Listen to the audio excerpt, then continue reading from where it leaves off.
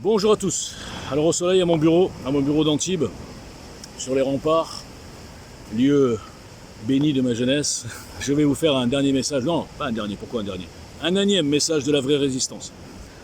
EJL citoyen, Walter Boujna, ouais, avec un nom pareil, on peut être un vrai résistant, et je le prouve depuis 4 ans. Alors, aujourd'hui, je vais vous passer un petit extrait de Germain. Germain, vous le connaissez pas, ou vous le connaissez, je sais pas. On ne pourra pas l'accuser d'être un ami forcément de Walter Boujna, d'EJL citoyen, etc. C'est un type qui bosse avec Dieudonné, qui connaît toute la dissidence, toute cette, moi j'appelle ça cette engeance antisémite, et mi-antisémite et mi-commerçant, c'est quand même des commerçants à la base, j'en parlerai tout à l'heure. Je vous passe ce petit extrait qui va tout vous dire ce que je répète depuis longtemps. Ouais. Mais évidemment, il faut faire attention avec cette bande de rats là qu'on appelle balance ton antisémite. Leur truc de juiverie, là, c'est antisémite, c'est du tout du flan au sens que c'est l'auparavant. C'est simplement pour pas nommer les choses. C'est-à-dire, on met quelques juifs pourris, BHL et compagnie, Patrick Cohen, pour dire c'est les juifs qui tirent les ficelles, mais c'est du flan. C'est les francs-maçons qui tirent les ficelles depuis toujours. C'est la mafia maçonnique et maintenant mondiale. Pour eux, on est tous de la merde. Tu vois, on a bien vu qu'ils ont tous été d'accord pour parler du gentil vaccin qui est super génial et qu'ils sont tous là pour nous enculer. On est du bétail pour eux. Tu vois. Donc c'est pour ça qu'il faut arrêter de parler des juifs, ça c'est vrai. Faut nommer les choses. Et j'explique toujours aux gens, si vous voulez savoir c'est quoi commencer l'enculade, vous prenez n'importe quel livre d'Alain Soral et vous remplacez juif par franc-maçon. Voilà. Mais bien sûr, Alain, il ne veut pas en parler, parce qu'il veut pouvoir continuer à exister. S'il dit c'est la vérité sur ça, exactement comme ils ont fermé le YouTube, ils ferment tout le reste. Tu vois, et puis adieu ses bouquins, adieu tout, de 75 ou 76 000 euros qu'il a d'entrée par mois sur ER, ben, ça descend à zéro. Et la vente de ses livres, où il fait à peu près 100 000 euros par an, ça descend à zéro. Tu vois, donc je comprends qu'ils ne veulent pas dire ce qu'il y a. C'est pour ça que moi je le dis. Sans moi, ils peuvent rien m'enlever et je ne gagne pas un flèche. Donc si vous voulez savoir c'est quoi l'enculade, arrêtez de vous faire omnibouler par celui-là parce qu'il est juif. Il est juif ou pas, on s'en bat les couilles en fait. C'est un enfant de putain qui est utilisé en tant que paravent par la mafia pour dire voilà, vous voyez le leur là, ouh, il est là le juif. Et dès que ça va mal, ben, ils envoient le juif en pâture, nouvelle Shoah, et une fois qu'on a tué le juif, ils font le scandale à l'antisémitisme. Donc il ne faut pas rentrer dans cette merde-là en disant que c'est un juif. C'est un fils de pute, un enculé, une ordure en premier, qui bosse pour la mafia, et il se trouve qu'il est juif, mais on en a marlé. C'est ça qui est vraiment, c'est quelque chose d'important qu'il faut bien toujours dire. Parce que c'est en désignant un faux ennemi qui nous roule encore plus dans la farine. Mais tu payes, comme tout le monde. C'est pour la résistance, comme le dit Soral. Mais vraiment, faire chier le système, donnez-moi votre argent. Bon, il a pour endormir les prolos et mongols. De toute façon, il a raison. Hein. Ça soit lui ou Macron, c'est pareil. De toute façon, c'est la même équipe.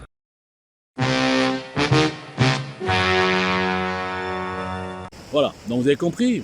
Ce que je vous dis depuis 4 ans en tout cas, c'est que les juifs sont instrumentalisés, les juifs sont l'alibi idéal, les juifs sont les coupables idéaux parce qu'on peut jeter l'opprobre sur eux au sens large sans aucun danger. Hein, je le dis souvent, vous pouvez menacer un juif, l'insulter, tout ce que vous voulez, il n'y aura pas de représailles. Alors il y a les petits paranos là, comme celui-là, là, ADBK TV, qui dit « Oh là là, attention, j'ai peur, balance de l'antisémite ». Balance d'antisémite, si on les écoute, c'est taré, c'est des organisations terroristes qui égorgent les gens. Hein. Bon. Donc il se met en anonyme comme la plupart de ces tocards, et il raconte n'importe quoi sur les juifs, etc. Donc, si vous ne comprenez pas que c'est bien plus large que les juifs, que ce qui se passe actuellement n'a rien à voir avec le sionisme qui est un détail, n'a rien à voir avec le Talmud qui est un détail, n'a rien à voir avec les juifs au sens large, ni avec les khazars, on vous lance des leurres, on vous lance des alibis, pas des alibis, des coupables, et vous plongez en majorité. Moi, je vois l'audience qu'ont ces gens, ça me démontre à quel point la bêtise est énorme en France. Ça me montre à quel point il est facile de lobotomiser un peuple, de le remplir de propagande, parce qu'on laisse des gens croire qu'ils sont informés, ils ont découvert l'eau chaude, ah ouais, ça, on a tout compris, finalement c'est les juifs, c'est Bernard-Henri Lévy, alors moi, je déteste celui-là aussi, comme Attali, comme toute cette bande, mais justement ça fait partie on prend les plus pourris des juifs, on les met devant, et on dit et tout le monde dit c'est les juifs. Alors moi je vous rappelle que je suis pas là pour ça, hein, j'en ai rien à foutre moi au fond des juifs et tout ça. Ce que je dis, moi je suis venu pour un programme citoyen avec EJL Citoyen en 2017, avant les Gilets jaunes, je le rappelle. Et étonnamment, au bout de 6 mois, alors que j'avais un bon succès, je veux dire un bon démarrage, avec un nouveau mouvement politique, avec un programme, des analyses incassables, avec bien sûr une communication directe et franche, pas d'éléments de langage, je peux attaquer tout le monde. Pourquoi ? Parce que je suis libre depuis le premier jour. Le problème, c'est que le système n'aime pas les gens libres. Alors quand ils ont vu 6 millions de vues pour ce Walter Boujna que personne ne connaissait, ils se sont tous dit mais c'est qui celui-là? J'ai des témoignages, les petits influenceurs à 2 balles, je donnerai pas les noms, mais non seulement les influenceurs à 2 balles, mais aussi les petits politiciens à 3 balles pour qui ils travaillent. Ils sont tous de connexion, c'est ça le problème. Ils sont tous dit mais c'est qui celui-là? Qui c'est qui le tient? Toi, non, personne le tient, ok, il faut le détruire. Donc on va lancer toutes les meutes et les cabales, les diffamations qui ont fait fuir tous les gens qui étaient avec JL et qui ont fait que je suis le recordman des suspensions sur Twitter. Je parle de suspension sur Twitter contre un inconnu mais avec son nom, parce que c'est facile de suspendre des anonymes sous pseudo qui racontent n'importe quoi.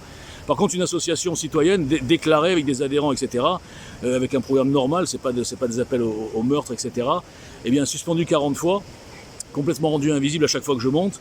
Franchement, vous pouvez chercher, il n'y en a pas, il n'y a que moi. Et puis les gens, ils ont suivi les troupeaux. C'est ça le problème, c'est que les gens suivent tous les troupeaux. Alors il y a le troupeau des antisémites, le troupeau des complotistes, le troupeau des anti-ci, des anti-ça, le troupeau des islamistes déguisés en antisionistes, le troupeau des islamistes qui prennent la charia sous couvert d'haine contre les juifs. Donc les juifs sont méchants, venez les chrétiens, nous on est vos amis. Ça c'est Abdel Zahiri. Donc j'ai détruit tous ces troupeaux, qu'on le veuille ou non. Et quelle est la preuve que je les ai détruits? Tous. C'est qu'ils sont tellement humiliés qu'ils me bloquent tous. Vous avez qu'à voir Abdel Zahiri, j'en parle souvent, il m'a fait rigoler, je l'ai démonté sur place, quoi. 5 heures de débat. Sur chaque sujet, il était plié. À la fin, il était obligé de faire une fatwa. Appel au meurtre. Il dit, regardez, il va tuer des musulmans, carrément façon racaille. Et ensuite, qu'est-ce qu'il me dit? Ouais, tu es Daesh. Je reviens sur la comparaison entre Daesh et Walter. Attends, voilà. Non, c'est à moi de parler. Il fait du Boujna, il fait du Daesh. Vous voulez qu'il assume ses propos de juif? Walter Boujna, c'est le Daesh, faux juif, faux français. C'est un mec que s'il pouvait, il tuerait des musulmans dans son discours comme je l'entends et comme vous l'avez très bien entendu. Je te dis, je vais t'insulter en public, t'es une vraie petite merde. Oser dire en public, Walter Boujna, il tuerait des musulmans, je te jure, si je t'avais en face, je t'aurais éclaté la gueule. T'as compris? Tu m'as traité de Daesh, tu m'as traité d'assassin, tu es, je le répète, une grosse merde. Tu as voulu m'énerver, tu as réussi. Alors maintenant, revenons sur le sujet. Le mec, Abdel Zahiri, quoi. Pro-Hamas, pro-Hezbollah, qui me dit à moi, je suis Daesh. Bon, on est dans un monde de fous. Le veilleur, c'est pareil, je l'ai démonté. J'ai tellement démonté que dès le lendemain de notre... Il m'a invité une fois, là, de notre débat. Il m'envoie des mails d'insultes, je vais te décapiter, etc. Il n'a pas compris qui j'étais, quoi.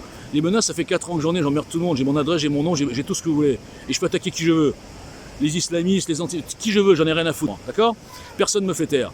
Donc le petit le veilleur, il me connaissait pas, il m'a dit, celui-là, je vais le menacer, il va plus oser, il a dit, n'écris plus mon nom, etc. Tocard, quand tu me fais ça, je l'écris encore plus. Donc je l'ai démonté, et puis à la fin, je me suis intéressé à lui, j'ai dit, finalement, c'est qui ce mec-là qui me menace? Bon, j'ai l'habitude, mais enfin... Et puis après, j'ai vu, bien sûr, qu'en plus d'être un abruti total, d'être un demi-mongolien, c'est un escroc. C'est un escroc, comme tous, c'est des commerçants. Ben, comme il vous l'a dit Germain, Soral, c'est pareil. C'est un commerçant, le type, c'est un bipolaire à moitié homo refoulé. Vous savez que les plus homophobes sont toujours, qu'on le veuille ou non, des homos refoulés. Donc le mec, il se la joue virilité, machin, j'adore l'islam, il adore l'islam, le mec. Bon, en fait, qu'est-ce qu'il fait? Il essaie de faire une espèce d'alliance intrinsèque, pas intrinsèque, mais une alliance bizarre entre les anti-juifs chrétiens et les anti-juifs musulmans. Donc il est super parce qu'il arrive à se faire une clientèle extraordinaire. Donc il a la moitié de ses clients qui sont musulmans parce qu'ils adorent les types qui salissent les juifs et qui dédouanent l'islam. Vous savez, c'est le mec aussi qui va vous dire islam, balai d'Israël. Hein, voilà, bon, enfin, des conneries comme ça. C'est aussi le mec qui va vous dire que peut-être qu'en 622 ou 632, je sais plus, peut-être que Mahomet, c'est le Mossad. Hein. Peut-être c'est le Mossad Khazar qui l'a tué. Bon, enfin bref. Donc la dissidence est dans un état déplorable. Le veilleur, Zahiri, Soral, Youssef Indy. Alors lui, carrément, il te fait des bouquins. Il t'explique que le mondialisme, c'est du messianisme juif. Mais sans déconner, le mec, je l'ai plié pareil. Il a fui. Mais comment voulez-vous que ces types, ils osent parler contre moi? Ils peuvent pas. Parce que d'abord, ils sont pas idiots. Même, admettons qu'on fasse un débat qui est match nul. Admettons que je gagne pas, peu importe. Ça m'est jamais arrivé de pas gagner, mais bon, admettons. C'est pas ça le problème, c'est que ça me donnerait de la lumière. Tous ces gens, ils savent que même n'importe quel débat donnerait de la lumière à EGL, et ils veulent surtout pas. Donc les Youssef Indy, ils se barrent. Hilar, pareil. Hilar, c'est la caution histoire, intello, cathotradi de la dissidence. Ils ont dit, ah ouais, tout le monde dit, ah, va lire Hilar, tu vas tout comprendre.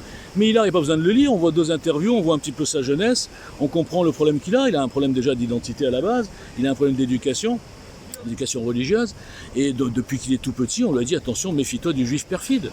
Tout ce qui a trait au mondialisme, messianisme, etc., je vais dire, je suis un peu plongé dedans depuis mon enfance.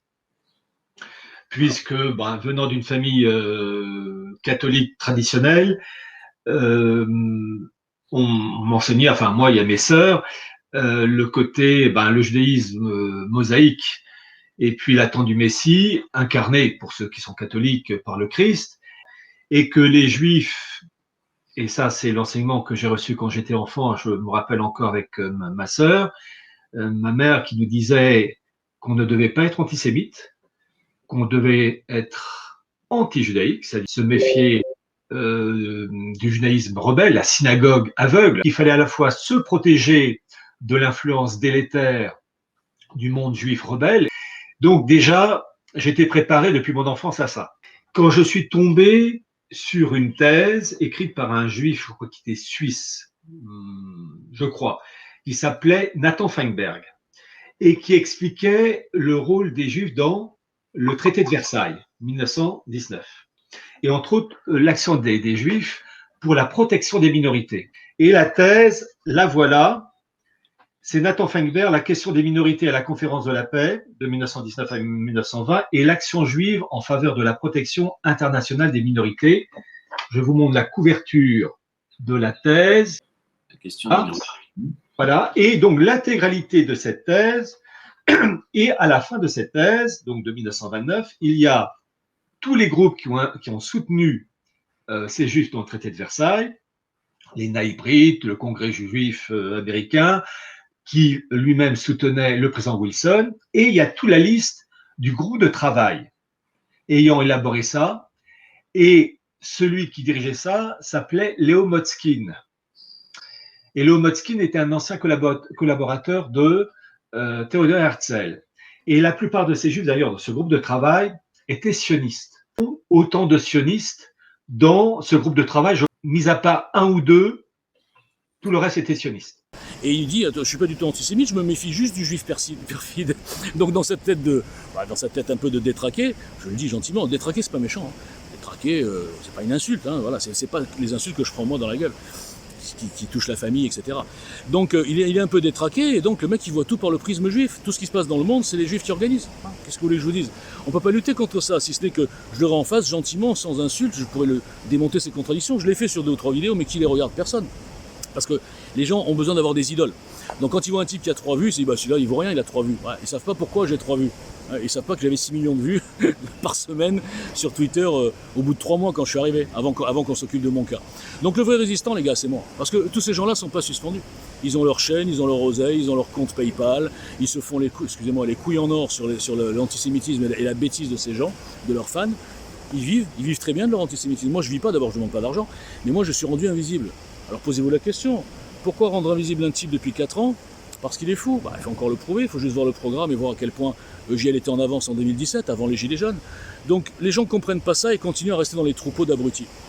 Moi j'ai pas de troupeau, je suis un sauvage. Vous avez compris? Par contre j'ai peur de personne et je peux critiquer et casser tout le monde. Et donner les vraies versions. Sinon personne ose se mettre contre moi. C'est dommage. Parce que globalement, écoutez, je vous laisse le générique de fin. Parce que mon nom est personne. Et quand on est personne et qu'on est libre et qu'on n'appartient à aucune caste, aucun lobby, on fait peur à tout le monde. Ok? Et pour finir, sachez que je m'appelle Boujna, je le dis toujours, mais je m'appelle Boujna, ma mère est française catholique, ma femme est musulmane, étrangère. Et pourtant, dans la tête de ces abrutis, ils pensent que je suis sayanim. Vous savez, j'ai eu Jacob Cohen en débat chez les Zaïri, enfin en débat, il me coupait le micro, donc il a laissé parler son oncle Jacob, là, tonton Jacob, Rabbi Jacob, et à un moment donné, première phrase qu'il dit, ouais, toi t'es un sayanim. Mais les types sont complètement tarés, quoi. J'ai jamais mis les pieds en Israël, mais je suis un sayanim. Non, je suis un chevalier de la vérité, moi. Et quelle que soit la vérité, même seul quand on touche, je continuerai à la dire. Et même si je suis boycotté, c'est pas grave. Un jour peut-être. Vous savez ce que je dis? Le temps joue toujours pour la vérité. Et tout ce que je fais pour l'instant n'est pas vu. Quand il y aura un peu de lumière, je ressortirai tout. Et vous comprendrez à quel point j'étais en avance, tout seul contre tous.